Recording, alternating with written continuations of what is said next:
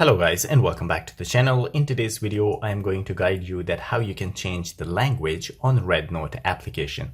So without wasting any time, let's begin our video.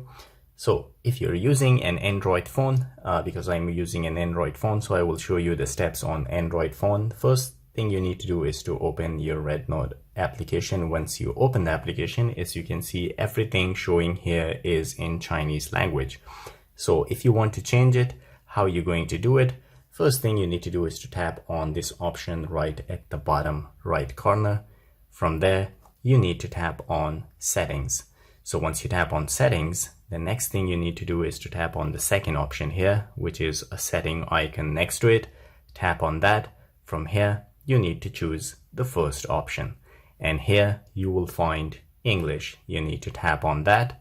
And from here, tap on this red option which is visible here. You need to tap on that one, and now as you can see, the language of the application has been changed to English. So guys, this is all it takes to change the language on Rednote application. If you like the video, don't forget to subscribe to my channel. We need your support. I will see you again in the next video. Till then, take care.